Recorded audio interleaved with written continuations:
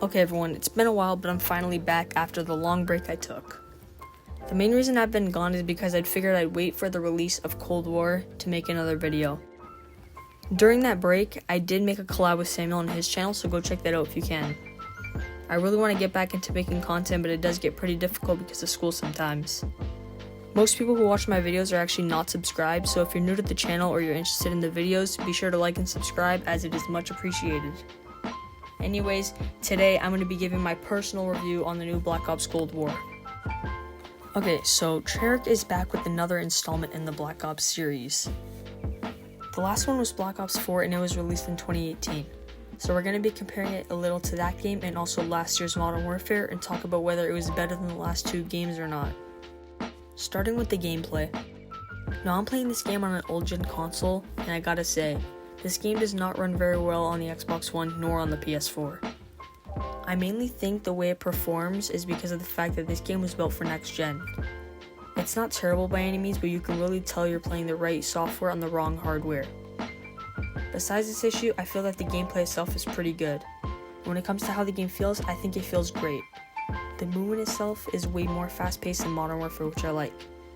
The sliding and guns all feel really good to me. But this does bring me to another issue with the game, and it's one thing with the guns.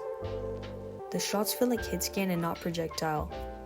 To summarize what hit scan is, it's pretty much where you can shoot and aim in someone's direction and it'll count as you hitting them instead of you actually having to aim very precisely. Another thing is the amount of time it takes to level up guns. I'm pretty sure the max level for your guns in this game is like level 55. Now one thing they do use to make up for this is cross progression they have between multiplayer and zombies. You can pretty much level up you and your weapons on both modes with them transferring progression of XP. Now the sound effects are pretty good in my opinion. The guns actually sound good and they all sound pretty different from one and the other. The music in the game is also pretty good and a lot of the songs remind me of Black Ops 4's music. Now I think the visuals for this game are really good. The actual gameplay graphics seem like a downgrade from last year's Modern Warfare, but I can't say that yet since I haven't experienced the next gen version of the game. The cutscenes visual look really good and realistic though. The textures and shades also look much improved compared to the last games too. Personally, I really love the art style they chose for this game because it takes a lot of hints from Black Ops 1 and 4's art style and modernizes it. So before we move on to the next category, I just want to talk about the launch of this game. Cold War came out November 13th and that is 2 days after the Xbox and a day after the PlayStation 5's launch.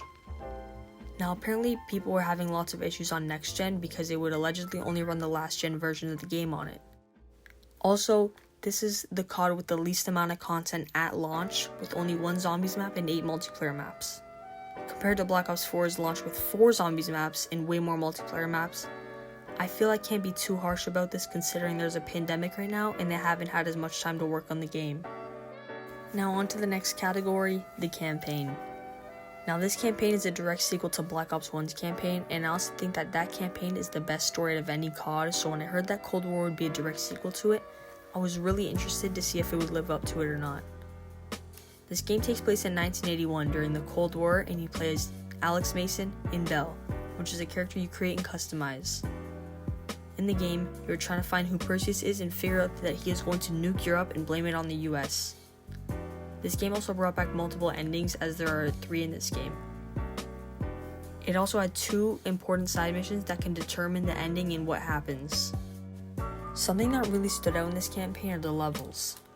Usually COD campaigns are very linear and straightforward, like mission by mission, but in Cold War, you'd have the safe house which you can walk around in between missions and explore for more dialogue and hints. Another thing that amazed me is the evidence. Each mission, there is hidden evidence scattered around that can help you successfully complete your main and side missions. There's one thing that I didn't necessarily hate, but it more so threw me off, and it was the voice acting. Now I didn't hate it as much as other people did, but it was very noticeable. Every character like Mason, Woods, and Hudson's voice actors were changed and they sounded really different. Besides this issue, I thought that it was a phenomenal campaign. Now this game's multiplayer is actually very split with the fan base right now. Some are saying it's one of the worst and others saying that it's one of the best. I think with the 9 maps that have released, about half of them are good.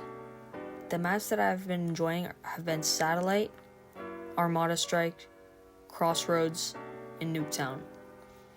Now personally, I really enjoy this multiplayer because it gives me a both old but modern COD feeling. Although I like it a lot, there's one really big issue about this game that is somewhat ruining my experience: skill-based matchmaking. I think that I could speak for everyone when I say that this does not belong in casual public matches. Now, if they were to add a competitive game mode, then I'm absolutely okay with it, but I'd rather have to not try my absolute hardest every time I want to play a COD game casually. The game got rid of specialists and took Modern Warfare's route by adding operators. The specialists all had different gimmicks, but the operators are really just characters from the campaign with nothing really unique besides some dialogue. A thing I enjoy in this multiplayer are the weapons. They bring back some Black Ops 1 classics like the AK-74U and the FAMAS. Besides the MP5 being overpowered again, the guns all feel pretty balanced for the most part, which is surprising because we haven't seen a balanced COD in years. With the lack of content in this game, I also feel as we are missing weapons. It honestly feels like there are only a handful of them. There's one last thing I thought we should talk about, and it's the kill streaks.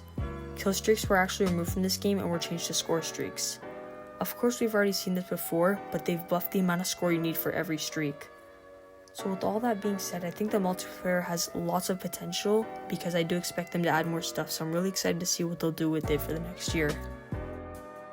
This year's Zombies is pretty impressive so far based off comparison to Black Ops 4's version. I mean, although Black Ops 4 did have 4 maps at launch, they were either remakes or not very good. And not only that, but Black Ops 4 had a lot of issues during the launch with zombies because of constant bugs and game crashes, so not having those problems anymore seemed pretty relieving. Cold War's new map is a throwback yet a new addition. This map is a complete remake of Notched and Toten by bringing back the classic building, but expanding upon the entire map like crazy. I personally really like this map a lot. They also brought back the classic perk system and iconic perks like Jug. This map includes a new Easter egg, new wonder weapons, and new types of zombies and many new things, so it really gives the map a lot of replayability. A quick example of something new they added is the crafting table. The crafting table helps you craft things like tacticals, lethals, and score streaks, all by getting parts from kill drops. You can also drop into the game with a custom loadout, which pretty much means you could start the game with an AR or SMG if you like. They also brought back Dead Ops, which is like an arcade version of zombies. Dead Ops is really fun because it's like a little mini game you can play while you're bored. Treyarch confirmed everything in the Black Ops timeline is all canon with each other, and also confirmed free DLC, so I'm really excited to see where Zombies is heading. Now, although Warzone is planning to be in Cold War, at the moment, it hasn't really made a switch to Cold War just yet. You can kinda just load up Modern Warfare's Warzone from the Cold War menu. Whether I think it'll be better or not is still yet to be determined since I don't know what they're planning for it. All I know so far is that they're sticking with the Modern Warfare engine.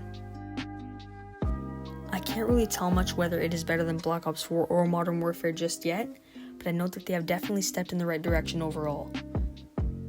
Besides the big skill-based matchmaking issue, Treyarch seems like they are listening to the fans on this one.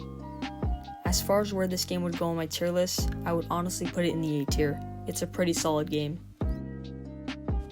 And that pretty much wraps up the review. To conclude this all, I just want to say thank you for making it to the end. Leave a like or subscribe if you did enjoy this because it actually took a while to work on.